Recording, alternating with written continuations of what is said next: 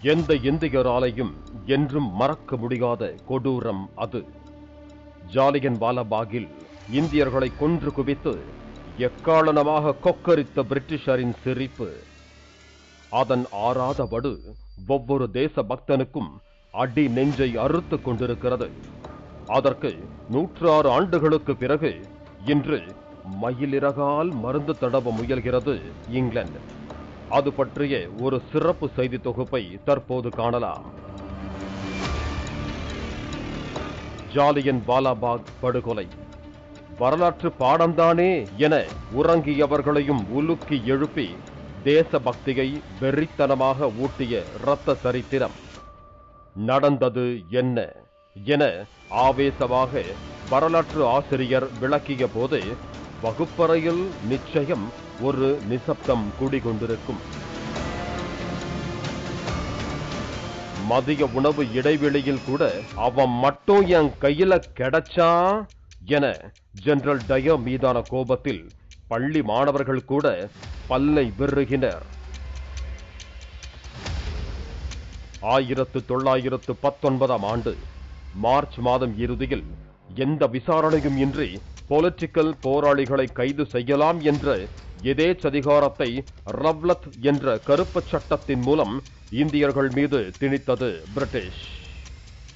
இதையடுத்து ஏப்ரல் 10 காந்தி உள்ளிட்ட விடுதலை போராட்ட வீரர்களை கைது செய்ததாக தகவல் பரவியதும் கொந்தளித்தனர் இந்தியர்கள்.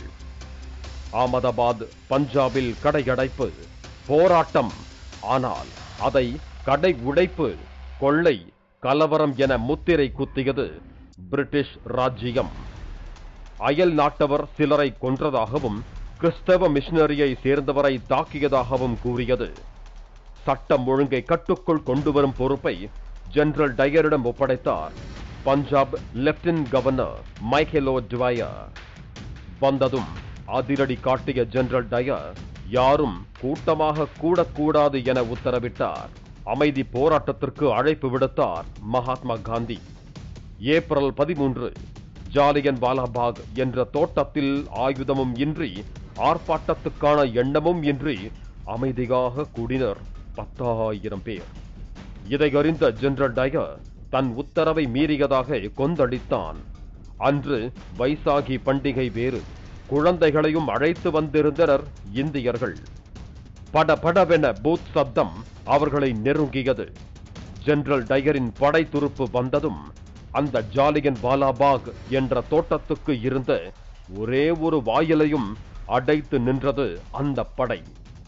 கலைந்து செல்லாதவர்கள் சுடப்படுவார்கள் என்ற ஒரு எச்சரிக்கை கூட ஏதும் இல்லையாம். அமைதியாக கூடியிருந்த அப்பாவி மக்களான இந்திய நிராயுதபாணிகளை நோக்கி ஒற்றை வார்த்தையில் அறை கூவலிட்டான் ஜெனரல் டயர். ஓபன் ஃபயர் என ஓங்கி ஒலித்த அவனது குரல் படபடவென சுட்டு தள்ள தொடங்கியது பிரிட்டிஷ் படை. என்ன சொல்கிறான் ஜெனரல் டயர் என புரிந்து கொள்ளும் முன் சுவர்களையே துளைத்த தோட்டாக்கள் இந்தியர்களின் உடல்களை சல்லடையாக துளைத்து எடுத்தன. நாற்புறமும் அடைத்த இடத்தில் எங்கு செல்வது வழியின்றி சிக்கித் தவித்த 10,000 பேரும் கதறியபடி தெரித்து ஓடினர். அனைத்து துப்பாக்கிகளிலும் தோட்டாக்கள் தீரும் வரை சுட்டு தள்ளினர். 1360 ரவுண்டு தோட்டாக்கள் தீர்ந்த பின்னும் வெறும் 379 பேர்தான் கொல்லப்பட்டதாக பொய் சொன்னது பிரிட்டிஷ் ராஜ்ஜியம்.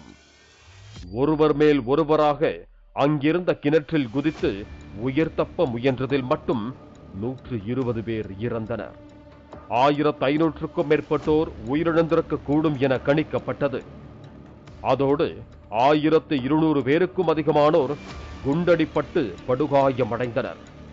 படுத்து செத்தது போல நடித்து தப்பினர் சிலர். எங்கும் இரத்த வெள்ளம். இந்த கொடூர சம்பவத்தை நேரில் பார்த்த உத்தம் சிங் வெறிகொண்டு எழுந்தார்.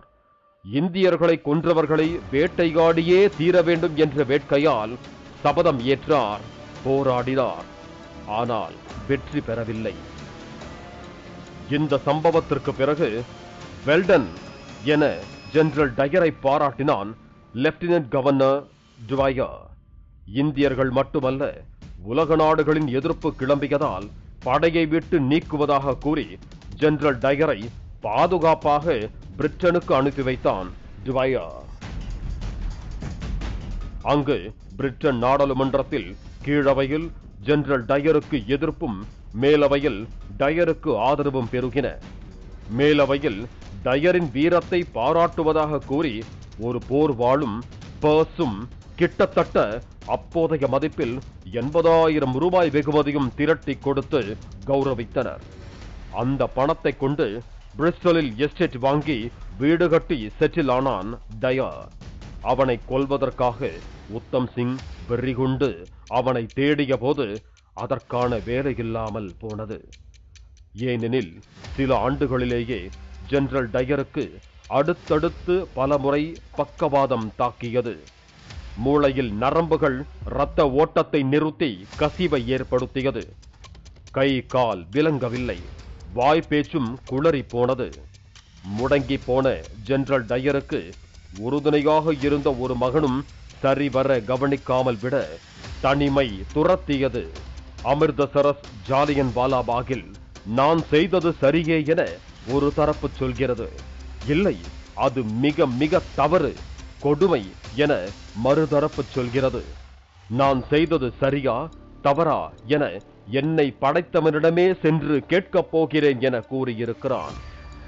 இதன் மூலம் இந்தியர்களின் உயிர் குடித்த காரணத்திற்காக ஜெனரல் டயருக்கு சாவிலும் நிம்மதியில்லை என தெரிகிறது. மனசாட்சி தந்த மன அழுத்தமே பக்கவாதமாக மாறி அவனது உயிரையே பறித்தது. ஆனால் அவனை பழி தீர்க்க சபதமேற்ற உத்தம் சிங் விடவில்லை. அமெரிக்கா, மெக்சிகோ என பல நாடுகளில் வாழ்ந்த போதும் அந்த சபதத்திற்கு வேறு வழியில் கதை முடிக்கும் காலம் வந்தது என்னவோ 20 ஆண்டுகளுக்கு பிறகுதான். லண்டனில் பகத்சிங்கை சந்தித்த போது மீண்டும் வெறி கொண்ட உத்தம் சிங் ஜெனரல் டயரின் உயர் அதிகாரியும் அந்த படுகொலையை வெல்டன் என பாராட்டியவருமான லெப்டினன்ட் கவர்னர் மைக்கேலோ ட்வயரை சுட்டுக் கொன்று தூக்கு கயிற்றை முத்தமிட்டு மரணமேற்றார். இத்தனை கொடூரங்களை அரங்கேற்றி 106 ஆண்டுகள் கடந்தது. 100 ஆண்டுகள் கடந்த போது 2019 அப்போதைய பிரிட்டன் பிரதமராக இருந்த தெரசா மே பிரிட்டிஷ் ஆட்சி காலத்தில் இந்தியர்களுக்கு நடந்த துயர்களுக்கு வருந்துகிறோம் என்று மட்டும்தான் நாடாளுமன்றத்தில் தெரிவித்தார். அப்போதே 80 எம்பிக்கள் இந்தியர்களிடம் மன்னிப்பு கேட்க வேண்டும் என அந்நாட்டு நாடாளுமன்றத்தில் கடிதம் கொடுத்தும் அது நடக்கவில்லை. தற்போது இங்கிலாந்து நாடாளுமன்றத்தில் எம்பி பாப் லெக்மேன் இந்தியர்களை தோட்டா தீரும் வரை சுட்டுக் கொன்ற படுகொலைகள் பிரிட்டிஷ் ராஜ்ஜியத்தில் மாறாத களங்கத்தை ஏற்படுத்தியதாக கூறியிருக்கிறார். ஏப்ரல் 13 ஜாலியன் வாலாபாக் படுகொலை நினைவு தினம் வருவதால் இந்தியர்களிடம் பகிரங்க மன்னிப்பு கேட்க வேண்டும் என கோரிக்கை விடுத்திருக்கிறார். இந்த விவகாரத்தை எழுப்பிய எம்பி பாப் பிரெக்மேனுக்கு நன்றி தெரிவித்திருக்கிறார் அவை தலைவர் லூசி. பிரிட்டிஷ் காலனித்துவ வரலாற்றில், குறிப்பாக இந்தியாவில் இது மிகவும் வெட்கக்கேடான அத்தியாயங்களில் ஒன்று என கூறியிருக்கிறார். பண்ணக்கூடாத கொடுமையெல்லாம் செய்துவிட்டு இந்தியர்களிடம் ஒற்றை மன்னிப்பு கேட்கவே 106 ஆண்டுகள் தாமதித்து இன்னும் கேட்பதா வேண்டாமா என யோசித்துக் கொண்டிருக்கிறார்கள்.